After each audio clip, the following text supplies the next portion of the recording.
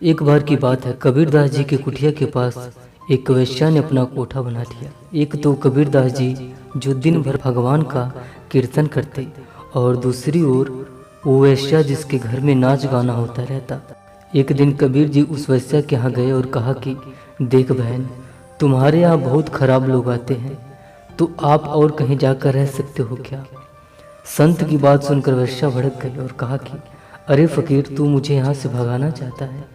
कहीं जाना चाहता है तो तू जाकर रह, मैं यहाँ से कहीं नहीं जाने वाली। कबीर जी ने कहा ठीक है, जैसी तेरी मर्जी। कबीरदास जी वापस अपनी कुटिया पर आ गए और फिर से भजन कीर्तन में लीन हो गए। जब कबीर जी के कानों में उस वेश्या के घुंघरू की झनकार और कोठे पर आए लोगों के गंदे गंदे शब्द सुनाई पड़ते तो कबीर जी अपने भजन कीर्तन को और जोर जोर से तेज आवाज में गाने लगते।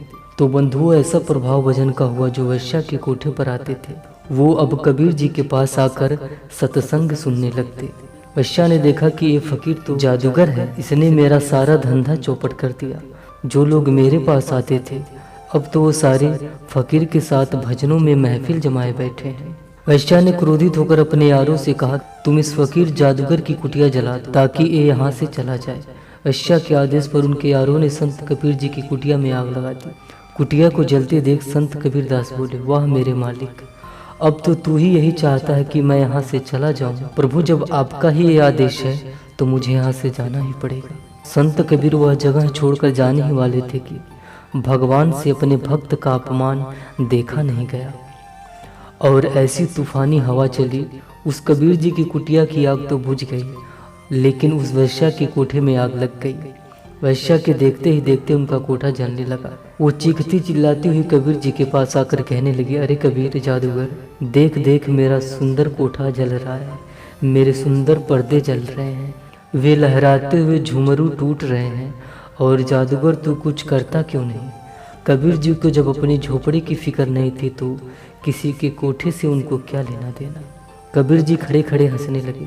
कबीर की हंसी देख वेश्या क्रोधित होकर बोली, अरे देखो देखो यारो, इस जादूगर ने मेरे कोठे में आग लगा दी। वह वेश्या कबीर से बोली, जिसमें तूने आग लगाई है वो कोठा मेरे तन मन और मेरी इज्जत बेचकर कमाया हुआ है। तूने मेरे जीवन भर की कमाई पूंजी को नष्ट कर दिया। कबीर जी मुस्कुरा कर बोले कि देख बहन, तू फिर से गलती कर रही है। और कबीरदास जी कहते हैं कि ना तूने आग लगाई ना मैंने आग लगाई, ना तूने आग लगाई ना मैंने आग लगाई, ये तो यारों ने अपनी अपनी यारी है निभाई। तेरे यारों ने तेरी यारी निभाई तो मेरा भी तो यार बैठा है, मेरा भी तो चाहने वाला है। जब तेरे यार तेरी वफादारी कर सकते हैं तो क्या मेरा यार तेरे यारों से कमजोर है क्या? कुटिल वैश्या की कुटिलाई, संत कबीर की कुटिया जलाई, श्याम पिया के मन ना भाई। तूफानी गति दे हवा की वैश्या के घर आग लगाई, श्याम पिया ने प्रीत निभाई।